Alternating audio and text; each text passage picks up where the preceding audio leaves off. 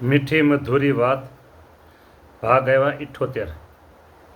આજે તારીખ છે 7/3/2026 અને વચનામું ચાલે છે ગઢડા મધ્યનું 35 આગળ વાત આવે છે કાલે ઉપાસના, ભગવાનના ચરિત્ર અને ભગવાનનું નામ સ્મરણ અને ધર્મમાં રહેવું એ કલ્યાણનું સાધન બતાવ્યું. પછી આપણે આગળ વાત બધી જોઈ. ત્યાર પછી વળી જગતમાં એમ વાર્તા છે, મન હોય ચંગા તો કથરોટમાં ગંગા. તમારું મન જો પવિત્ર છે તો તમારે પછી કંઈ જવાની જરૂર રહેતી નથી. તમારે કાથરોટમાં જ ગંગાજી આવી ગયા. ઘરની કાથરોટ લોટ બાંધવાની. વાહ, સમજણ. આ લોકની સમજણ છે, શાસ્ત્ર માન્ય નથી. સ્વામિનારાયણ ભગવાન એમ નથી કહેતા, પણ મહારાજ એમ કીધું કે જગતમાં એમ કહે છે લોકો. હા, પછી મહારાજ કે એ વાર્તા ખોટી છે. ચોકડી મારી દીધી ભગવાન સ્વામિનારાયણ એ વાર્તા ઉપર. એ તો ગમે તેવી હવે સમજો. હવે સમજવા જેવી વાત છે, ખરેખર સમજવા જેવી વાત. ગમે તેવો સમાધિનિષ્ઠ હોય અથવા વિચારવાન હોય ને તે પણ જો સ્ત્રીઓના પ્રસંગમાં રહેવા માંડે તો એનો ધર્મ કોઈ રીતે રહે જ નહીં. બોલો, આ સ્વામિનારાયણ ભગવાનનું જે છે ને દિગ્દર્શનમાં ખોટું ન પડે. હા, ગમે તેવો સમાધિનિષ્ઠ હોય અથવા વિચારવાન હોય ને તે પણ જો સ્ત્રીઓના પ્રસંગમાં રહેવા માંડે તો એનો ધર્મ કોઈ રીતે રહે જ નહીં.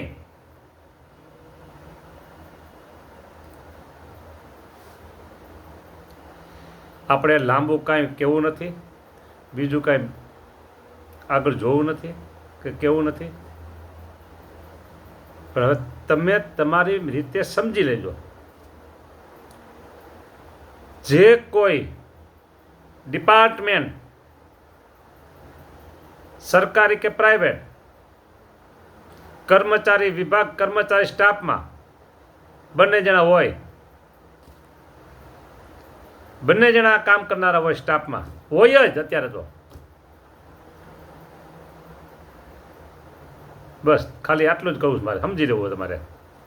અહીંયા કીધું સમાધિનિષ્ઠ હોય, વિચારવાનું હોય અને સ્ત્રીઓના પ્રસંગમાં રહેવા માંડે તો એનો ધર્મ કોઈ રીતે રહે જ નહીં. સમાધિનિષ્ઠ તો આ બધા નથી ને. એ વિચારવાની કોણ છે? સમાધિનિષ્ઠ ક્યાં ગોતવા જવા? અને છતાં સહકર્મચારી બધા. બોલો, આપણે આ સેવક સાધુ દાવે એટલું કહું છું, સાધુ દાવે આ સેવક ભગવાન સ્વામિનારાયણ સૌનું તમે મંગલ કરજો. બસ તમે સૌનું મંગલ કરજો, કારણ કે આમાં કોઈ ફેરફાર થાય એવું છે નહીં. અત્યારે જે નોકરિયાત, બરાબર, પ્રાઇવેટ કંપની હોય, પ્રાઇવેટ કોઈ પણ જોબ હોય કે સરકારી હોય, ત્યાં બંને જણા જે સાથે કર્મચારી તરીકે હોય તો કાંઈક ગળમથલ હોય જ. આ સેવક 100% નથી કહેતા, પણ હોય ખરી. અહીં સ્વામિનારાયણ ભગવાન બોલ્યા છે એટલે હું કહું છું, બાકી મારે એવું કંઈ કહેવાનું નથી નહીં. હું કંઈ બરાબર ગળમથલ કાંઈક હોય. ભગવાન સ્વામિનારાયણ આર્ષ દ્રષ્ટા. ભગવાનને બધી ખબર હોય, પણ આર્ષ દ્રષ્ટા કંઈક ન કહીએ. ભાઈઓ દેખીને ભાઈઓ છેટેરા ચાલે. એકા મંદિરો અલગ કર્યા, ગુરુ અલગ કર્યા. જે બગડવાના સ્થળો હતા ધર્મ જગતમાં, જ્યાં જ્યાં બગાડ થવાનો સંભવ હતો ત્યાં ભગવાન સ્વામિનારાયણ ડિપાર્ટમેન્ટ અલગ કરી નાખ્યા, મંદિર અલગ કરી નાખ્યા અને ગુરુ અલગ કરી નાખ્યા. સહજ હૃદય કોમળ હોય સ્ત્રીઓનું, અને ભાવુક હોય, અને આસ્થિક હોય, આસ્થા વધારે હોય. બરાબર. તરત ગુરુના પગનો સ્પર્શ કરે, ચરણ સ્પર્શ કરે, અને તરત જ ગુરુના પગ ચંપી મને કરવા. હો, પગ ચંપી મને કરવા. હા બોલો, હોય જ આવું. બરાબર. વિચાર કરજો. સ્વામિનારાયણ ભગવાન તરત બે અલગ કરી નાખ્યા. સહી સલામત, બંનેની સલામતી, ગુરુની સલામતી અને શિષ્યોની સલામતી.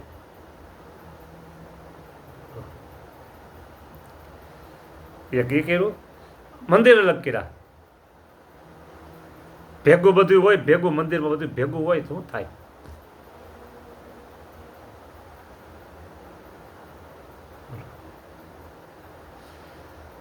અમુક વસ્તુની સ્પષ્ટતા ન કરાય.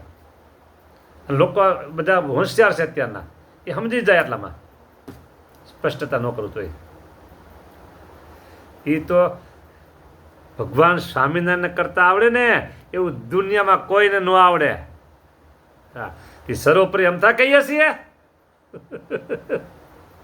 સર્વોપરી અમતા કહીએ છીએ. હા, શિષ્યની સલામતી કેટલી ભગવાને રાખી, જોરદાર.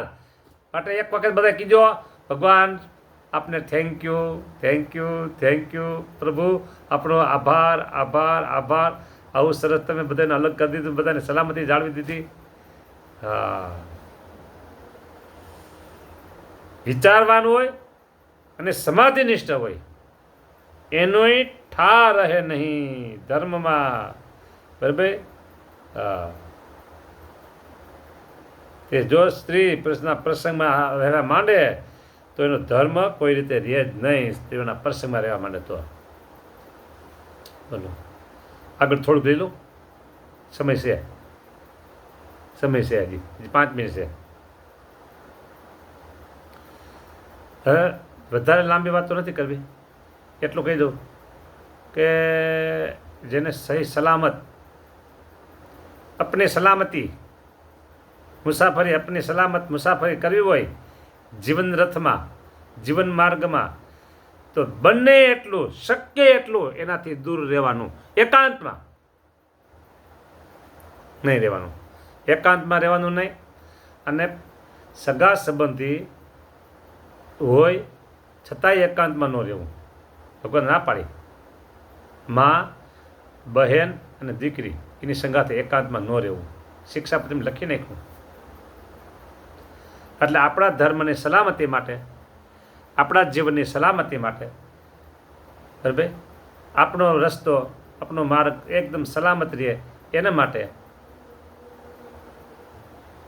બસ પરસ્ત્રીના પ્રસંગથી આઘું રહેવું. બોલો. અને તમે એક ડગલું એના તરફ હાલો ને, તમે એના સ્ત્રી તરફ એક ડગલું હાલો ને, એ 2 ડગલા હાલે. અને પ્રારંભ કાળમાં બે નિર્દોષ હોય, પણ વધારે નજીક થવાનું થયું, વધારે સહવાસ થયો પછી આ બગાડ થાય છે. પ્રારંભ કાળમાં બે સલામત, બે પવિત્ર હોય, શુદ્ધ વિચાર બે ના હોય, કોઈ ભાવના મલિન ન હોય. અને પછી નજીક જેમ જવાનું થયું, નજીક જવાનું થયું, હા, આ મેં જે વાત કરી, ભગવાન અહીંયા વાત કરી છે વચનામૃતમાં. સેવક વર્તમાન સમય અને આ બધું જોઈ અને બોલ્યા છે. ખોટું હોય ને તો તમે મને ફોન કરીને કહેજો, સામે આટલી વાત ખોટી છે, આ શક્ય નથી, અશક્ય છે એમ કહી મને ફોન કરીને તમે કહેજો. મારો નંબર લખી લો, 98 7 97 82 8 94 લખી લો. બસ આટલી વાત સમાજ તમે કીધું ન હોય, શક્ય નથી કે. અને જ્યાં પવિત્રતા રહેતી હોય તો આપણે વંદન કરીએ. તો હું મારી ભૂલ સુધાર લઈશ. બંનેનો સહવાસ જો ધીમે ધીમે નજીક આવી ગયો હોય અને છતાંય બંનેના જીવન પવિત્ર હોય તો આપણે વંદન કરીએ, બેયને વંદન કરીએ. તમારી ઉપર ભગવાન મોટી મહેરબાની એમ કહીએ આપણે. બરાબર. બસ મારે એટલું કહેવું છે, આપણી સલામતી માટે હંમેશા દૂર રહેતું જવું. બસ બરાબર. પરસ્ત્રીના સંગમાં વધારે આવવું નહીં. બસ કોઈ મંદિરોમાં કે સંસ્થાઓમાં, ગમે ત્યાં શાળાઓમાં કે ઓફિસોમાં કે કર્મચારી વિભાગમાં, ગમે ત્યાં કોઈ પણ કંપનીમાં હોય, નજીક આવતું હોય તો જરૂર પડે એટલો જ વ્યવહાર કરવાનો. આપણે જેટલી જરૂર છે ને એટલી જ વાત કરવાની. જો એ વાત 3 શબ્દથી પતતી હોય ને તો ચોથો શબ્દ બોલવો નહીં. અને યસ નો માં પતતું હોય તો બીજું વધારે બોલવું નહીં. હા, મોઢું મલકાવા મીના સામે મોઢું મલકાવી હસતા હસતા આનંદ કિલોલથી વાત થવા મને સામે એકલા હોય ત્યારે ભગવાન બચાવે. આપણે એવું કહીએ ભગવાન બચાવે.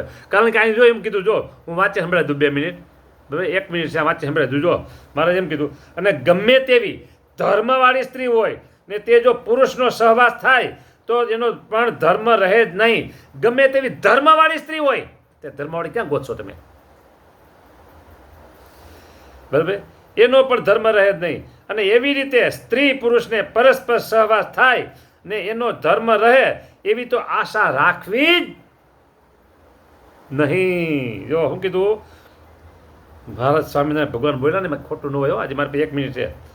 ગમે તેવી ધર્મવાળી સ્ત્રી હોય ને તેને જો પુરુષોનો સહવાસ થાય તો એનો પણ ધર્મ રહે જ નહીં. એક કીધું. પછી અને એવી રીતે સ્ત્રી પુરુષને પરસ્પર સહવાસ થાય, સ્ત્રી પુરુષને પરસ્પર સહવાસ થાય ને એનો ધર્મ રહે એવી તો આશા રાખવી નહીં. તે આ વાર્તા તે એમ જ છે, પણ એમાં કાંઈ સંશય રાખવો નહીં. તે માટે ધર્મમાં તો ક્યારે રહેવાય? બરાબર. તો પરમહંસ હોય અથવા બ્રહ્મચારી હોય ને તે જો પોતાના બ્રહ્મચર્યાદિક નિયમ કહ્યા છે તેમાં રહે તો એને ધર્મમાં રહેવાય. અને સ્ત્રી હોય ને તે પણ જો પોતાના નિયમ કહ્યા છે તેમાં વર્તે તો તેણે ધર્મમાં રહેવાય. અને બીજો જે સત્સંગી ગ્રહસ્થ હોય, બીજા જે સત્સંગ ગ્રસ્ત હોય તે પણ પોતપોતાના નિયમ કયા છે તેમાં રહે. ને યુવા અવસ્થાવાળી જે પોતાની માં, બહેન અને દીકરી તે ભેળે પણ એકાંતમાં ન બેસે. શિક્ષાપત્રે મેં કીધું, અહીં કીધું, ન બેસે ને તેની સામું પણ દ્રષ્ટિ માંડીને ન જુએ તો એણે ધર્મમાં રહેવાય. જો આ વાતના વિશેષ થોડી કાલે વધારે લેશું. અહીં પૂરું કરું. જય સ્વામિનારાયણ.